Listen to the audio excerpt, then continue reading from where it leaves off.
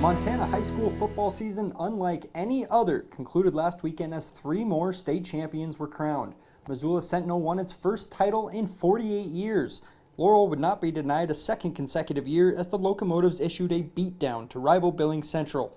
Manhattan and Freud Medicine Lake captured state championships for the first time in their program histories, while Drummond-Phillipsburg sent head coach Mike Cutler into retirement with his 3rd title in 4 years. Talk in the preseason in Class AA was centered around Sentinel and defending champion Bozeman. The Hawks, however, lost their season opener at Billings Senior without stud Kenneth Iden. Had Iden played, maybe Bozeman doesn't fall to the number 3 seed in the Eastern AA, but Senior was more than deserving of the conference's 2nd seed. The Bronx had the most electric player in the state, as Junior Bergen seemingly had highlight reel runs multiple times in every game. Sit back and enjoy for a minute. But he saves his best for the 2nd quarter. Bergen keeps this one. Looks like he's headed out of bounds, but jukes 2 defenders and takes off. Then watch the hurdle at the end. Bergen showing all his athleticism to start the season. He can chuck it too. 3 plays later, Bergen to his favorite target, Jackson Berkeley. Too easy on the post. Bronx up 21-7. Senior would strike first, though. Junior Bergen nearly breaks this run the distance, but he's tripped up at the end of the run. That would lead to this. Bergen with a little play fake and rolls out, and he throws a strike to Jackson Berkeley to put the Bronx up 7-0. Bergen would bust this one. He breaks some ankles at the line, then breaks a tackle, and then it's a foot race, and not many guys can win one against him. Bergen goes 54 yards to the house, and it's 13-0 Senior.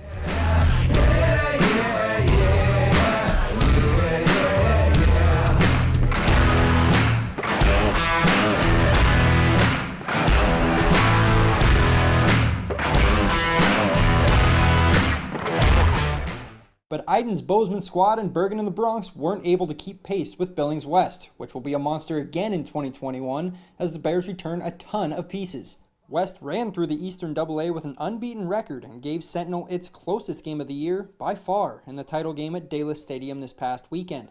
The star-studded Spartans, who are sending several players to the next level, proved to be one of the most dominant teams in recent Class AA memory. They dominated both sides of the ball throughout the year. Sentinel averaged 45.2 points and gave up just 6.9.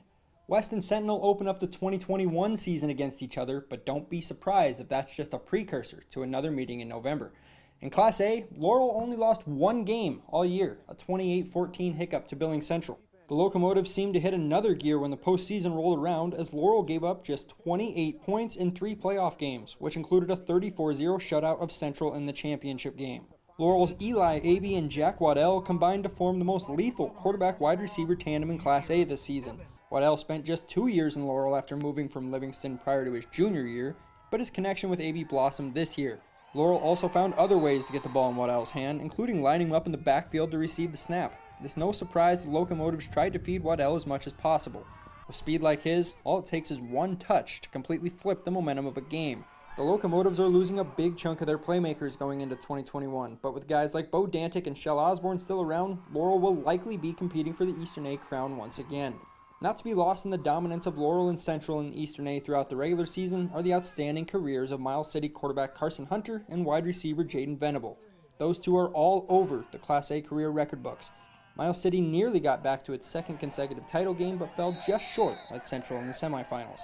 Hamilton proved once again that it's among the elite Class A football programs. It didn't seem like the Bronx offense missed a beat with Tyson Rostad taking over as a signal caller, and it certainly didn't hurt to have the golden hands of Jamin Clement at his disposal.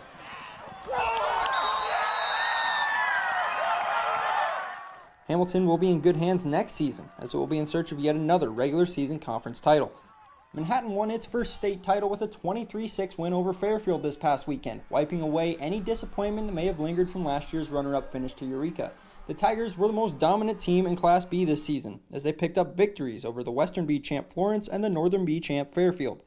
The Tigers were led by do-it-all quarterback Caden Holgate, but he had plenty of weapons to sling it around to. Corbin Johnson proved to be one of the best two-way players in Class B, and alongside him offensively was Tate Bowler, who was previously an all-conference performer for Belgrade.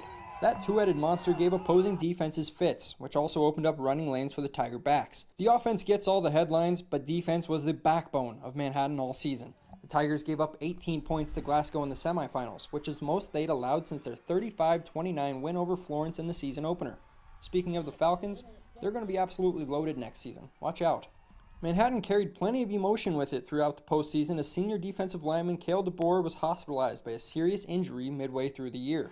It was only fitting that DeBoer received the program's first state title trophy on Saturday in Fairfield. What a wild year in 8-man football. Eventual state champion Drummond Phillipsburg had its season opener canceled due to the ongoing coronavirus pandemic, but the Titans didn't miss a beat as they steamrolled their way to an unbeaten regular season and their third state championship in 4 years. It was Drummond's 8th since 2003, with 3 of those coming as part of the Flint Creek co-op with Phillipsburg. We'll dive deeper into the Titans momentarily, but let's take a second to look back at some of the top moments of the 8-man season. Runner-up Scobie put together an impressive run after losing its season opener against Westby Granora, who was making its 8-man debut. But the Spartans have a class of seniors that have played quite a few important games in their athletic career, and that had them on the cusp of their first state title since 2002. We saw Joliet's Ry Brostrup announce himself as one of the best running backs in 8-man football before a back injury in the first half against Park City knocked him out the rest of the season. One can only imagine how differently Joliet's season may have ended had Brostrup been in the lineup.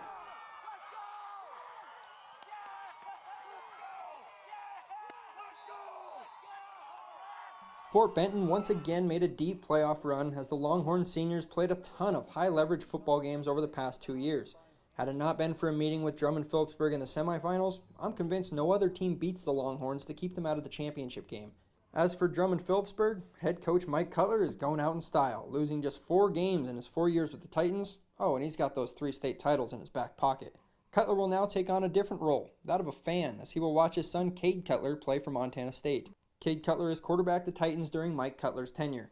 As the 6-man season wore on, it became clear that there were a big 4 that would be competing for a state title. Those 4 were all 1 seeds and made the semifinals: Shields Valley, White Sulphur Springs, Big Sandy, and Freud Medicine Lake. Entering the year, Big Sandy was a prohibitive favorite after bringing back a load of talent from a 2019 semifinal run. The Pioneers ran into a buzzsaw in Freud Medicine Lake, though, as the Red Hawks ended Big Sandy's season. Shields Valley had a big injury derail its championship chances as the Rebels lost an all-state performer in Dylan Flatt midway through the opening round of the playoffs. The Rebels rallied to win that game, then their quarterfinal match, but White Sulphur Springs made quick work of short-handed Shields Valley. Would Flatt have been enough to make up the 41-point differential? Probably not, but the Rebels likely would have made the game much more competitive with the Hornets. That left White Sulphur Springs with the long trek to Freud Medicine Lake to play the championship game. Freud Medicine Lake ran away from the Hornets for the first state title in program history. The Red Hawks brought home hardware from the fall sports season, and don't be surprised if they're playing late in the high school basketball season too. Freud Medicine Lake will be in good hands moving forward as well. Freshman Mason Deathman commanded the offense to near perfection this year and will only get better as he gets older. Remember that name, because you're going to hear it plenty over the next 3+ years. As a whole, Montana currently has 20 players committed to play football for Montana State or the University of Montana in the 2021 recruiting class. That's without hearing from Dylan Rollins, Montana's top recruit, and Bergen. Montana last sent 20 kids to play for the Cats and Grizz in the 2019 class. It's going to be a long 9 months before football returns, but we'll certainly never forget the 2020 season. For MTN Sports, I'm Alec Bofinger.